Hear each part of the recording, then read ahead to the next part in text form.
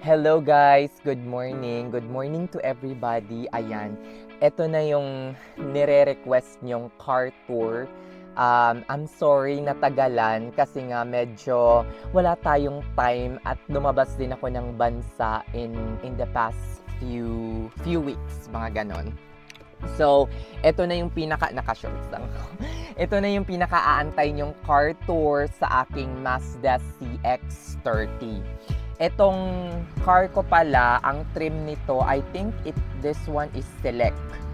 Ano lang siya, above lang siya ng konti sa aking, sa base model. I think ang purchasing price nito mga Inday is nung last year ko to na-acquire. Ang purchasing price is nasa 29,500 ata. $29,500. Mazda CX-30 2023. So, ang kaibahan lang nito sa base model, angat lang to ng isa kasi meron mga trim yan.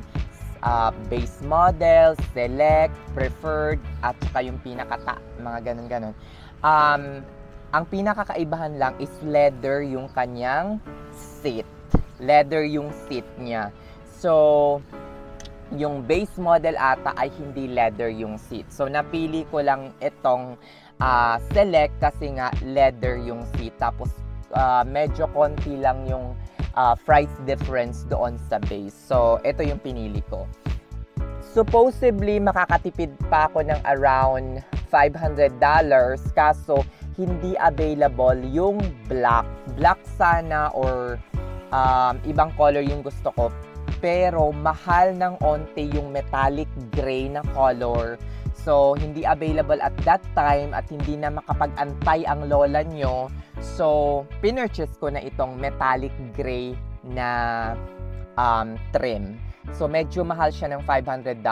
I think yung select Mazda CX-30 na black is nasa 29,000 USD lang.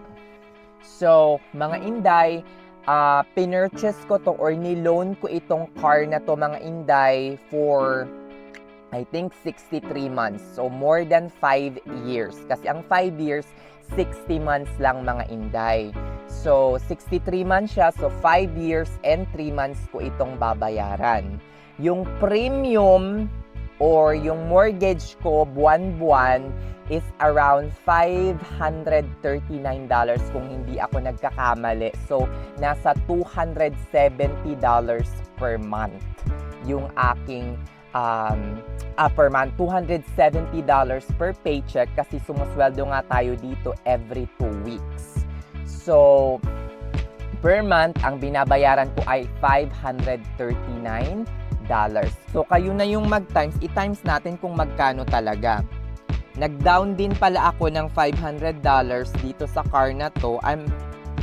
Nag-down ako kasi supposed to be mababalik pa sa akin, pero ang kaya lang i-finance ng bangko ng ospital namin, sa credit union kasi ako nag-loan ng ospital namin, ang kaya nila lang bayaran is $29,100. And ang worth ng car na to is $29,600. So, hindi na daw mababalik yung down at ang kaya lang nilang i-finance is yung $29,100. So, tingnan natin kung magkano. $539 per month times 63 months is 33,000 ang buo kong babayaran. So, minus mo siya na 29,100. So, kumita yung bangko ng 4,857. 4,857. 4,857. So, nasa mga 5% or more than 5% yung kanilang more than 5% yung interest rate per year. So around siguro mga $1,000, more than $1,000 yung kinikita ng bangko per year sa pagpapautang sa akin ng 29,100. Nga pala mga inday, isisingit ko na yung insurance ko dito sa vlog na to para hindi na hassle. Ang napili kong insurance mga inday is State Farm. Bakit State Farm? Kasi yung State Farm mga inday dito sa state of Ohio, sila lang at that time yung tumatanggap ng hindi pala State Farm yung una kong insurance. Yung una kong insurance is Progressive. Bakit Progressive? Sila lang yung tumatanggap ng walang driver's license pa, yung permit lang. Yung permit lang yung ipipresent mo sa kanila. So sila yung nakuha ko. Yung State Farm, kailangan mo ata ng either driver's license sa Pinas or driver's license, international driver's license, or driver's license na mismo dito. So hindi State Farm yung una kong insurance. Yung second insurance ko ay State Farm na. Medyo mahal yun mga inday. Siguro na mga nasa 200 plus. Kasi ang hawak ko noon, nung purchase ko itong car, is temporary permit lang. Yung mag-e-exam ka lang sa BMB, then bibigyan ka nilang temporary permit. Ang temporary permit, mga inday, kapag nakakuha kayo at nakapasa ng BMB exam, mga inday, ay makakapag-drive lang kayo kapag merong licensed driver na nakaupo sa passenger seat. Front passenger seat. Hindi kayo pwedeng mag-drive mag-isa. Dapat meron kayong instructor or licensed US driver na nakaupo sa passenger seat, tsaka kayo pwedeng mag-drive. So yun. Sa Progressive muna ako, medyo mahal, tapos nag-transfer ako sa State Farm. Magkano yung nung nagkaroon na ako ng license? Bumaba siya mga inday. Okay? Kaya ang suggestion ko sa inyo mga inday, as soon as makuha na ninyo yung car ninyo with your temporary permit, mag-exam na kaagad kayo para bumaba yung insurance ninyo mga inday, yung car insurance. Kailangan nyo din ng car insurance bago nyo palang ilabas yung kotse sa kasa or sa car dealership. Bakit? Requirements yon. Hindi kayo pabayagang mag-loan ng bangko hanggat wala yung car insurance ninyo. Dahil meron ng mga instances, protection din yon sa bangko at sa inyo na rin, kasi merong mga instances dito na pagkalabas ng car sa kasa or car dealership, wala. Bangga agad day. So, importante yung car insurance para kahit anong sira man yan, car accident, whether it is your fault, it will be covered by your car insurance. So, i-discuss ko sa ibang mga vlog ko na in detail yung car insurance kasi car tour nga to eh, 'di ba? Pasensya na kung mahaba-haba ito. Ayan. So, ang car na to mga inday, let's start sa pagsa-start. Ayan. Open ninyo, pwede nyo pala tong i-start remotely. Very beneficial ito mga inday, lalo na kapag winter time na kailangan nyong i-start or painitin yung kotse ninyo habang nasa loob pa kayo ng ospital or nasa loob pa ng bahay. So, i-start nyo siya. Download nyo lang yung inyong Mazda app. Ito, meron kayong Mazda app. Kung makikita ninyo, pakita ko sa inyo. Ayan, yan yung Mazda app. Tapos, sa Mazda app, makikita ninyo yung start at saka stop. O, diba? Bongga. So, ayan, i-start na natin. Okay.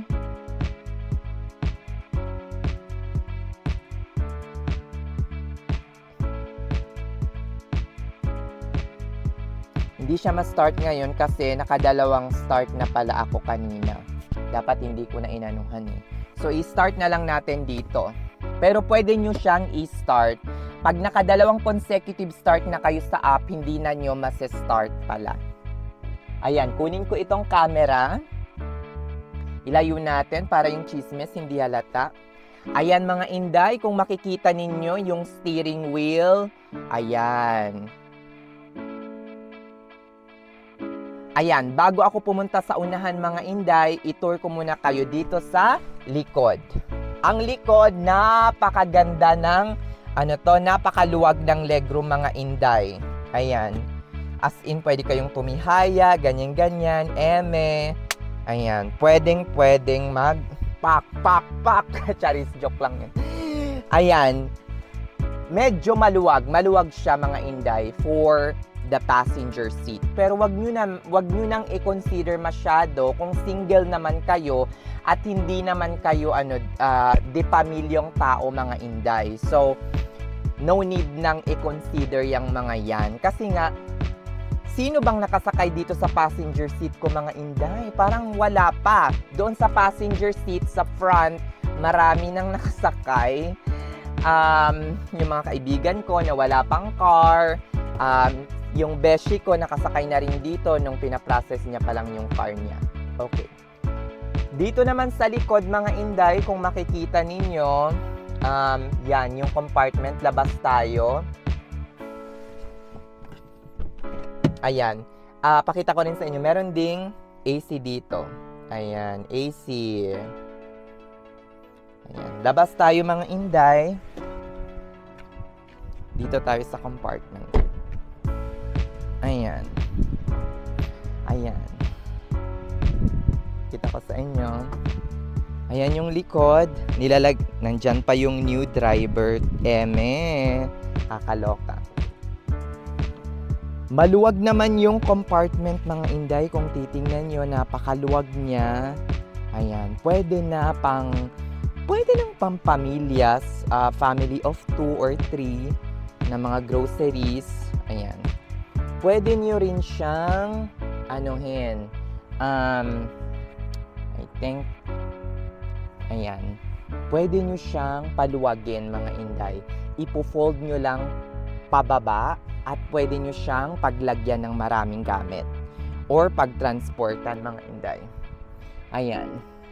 So ang pipindutin nyo doon lang. Ayun o. Ayan. Yung seat na doon. Ba't di ba maano? Hayaan mo na. Time consuming sa video. Charis. Ayan. Balik na natin. Hindi ito na-open yung compartment mga Inday kung wala o hindi malapit yung car keys. Nandoon ko lang nilagay sa loob kaya na-open. Pero pag di nyo dala yung car keys ninyo mga Inday, hindi mo to ma-open. So, pasok na tayo sa passenger seat para explain ko naman sa inyo kung anong meron dito sa loob. Ayan. It's a beautiful Friday morning dito, guys. As in, napakasarap ng summer dito kasi nga gustong-gusto namin kasi nga parating yung winter kasi hindi ko siya favorite din. Ayan. Pakita ko sa inyo muna kung paano natin i-start. Ayan. Diyan mga Inday kasi nandito yung car keys. Nasaan na ba? Nandito sa loob ng bulsa ko mga Inday yung car keys pala. Ayan. Diyan nyo siya i-start. Pero kung hindi kayo nakaapak sa brake mga Inday, hindi mo yan masa-start. O diba? Anong sabi?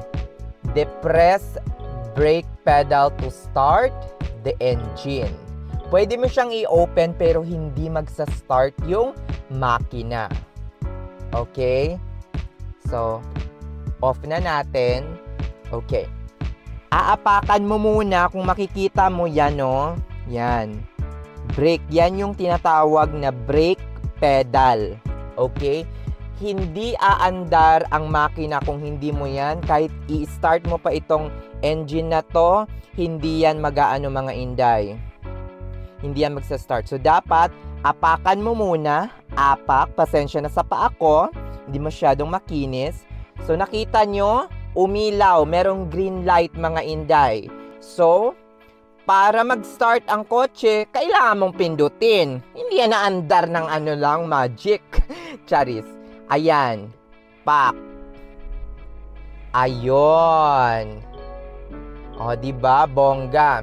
So, ang second na ayusin nyo mga inday, kung titingnan nyo, nakalagay, reminder, seat belt. Dapat naka-seat belt kayo mga inday. So, magre-remind si Mazda. Ayan, seat belt. Tapos, makikita nyo din sa control panel, ito yung parang control panel ninyo, kung ilang miles na lang ang itatakbo ng gasolina ninyo. Yung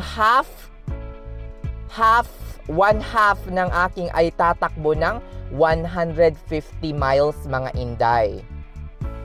So, yung full tank, 300 miles. Ang pagkakaalam ko, nasa 8 to 10 miles lang yung layo from my apartment going to work. So, yan. Dito, makikita nyo rin mga inday kung gaano kabilis yung tinatakbo ninyo mga inday. Okay? Kung 35, 40, mga ganyan. Kung 35 miles per hour ang maximum speed limit, hindi kayo dapat mag-go beyond 40. Okay? Hanggang 40 lamang. Wag na wag lalampas ng 40, baka habulin na kayo ng pulis. Wag ding sobrang bagal, hindi rin pwede yun mga inday, babanggain na kayo ng nasa likuran ninyo. Diba 35 tapos nasa 25 miles per hour lang ang takbo ninyo. Tapos, ito naman yung parang ano to ata, hindi ko maintindihan kung ano to. Parang ano to, parang push ng gasolina or yung parang siguro hatak ng, hindi ko masyadong pinapakialaman yan. Ayan, dito na tayo sa may unahan, yung aircon mga inday. Kasi nga, naiinitan na ako. Charies. Ayan, mga inday. Ayan, kung titingnan ninyo, merong switch dyan. Ayan, aircon. Diba? Usually, 65 ko lang yan mga inday. Ayan, eto, papunta sa inyo. Pero during winter, tinataasan. Pwede nyong taasan yan, day. Heat yung lalabas hanggang high. Pero hindi ko yun ginagawa kasi nga mainit ngayon. During winter. Tapos, ang nilalagay ko dyan, kung makikita nyo ito, dito yan lumalabas sa may salamin. So, ito, kapag winter, itong salamin na to, nagfo-frost to siya. So, kailangan yung i-high, tapos matutunaw na yung mga yellow dyan, dito sa may mga salamin, para makita nyo naman yung dinadaanan ninyo. O, ayan, naka 35, ihaharap ko na siya sa akin. Since hindi naman malamig at hindi naman nagpo-frost ito. O, ayan. Ayan, lumalamig na mga inday, nakakaloka. Tapos ito naman, ito yung, ayan, yung gamit na gamit ko dito, hindi ko naman gamit na gamit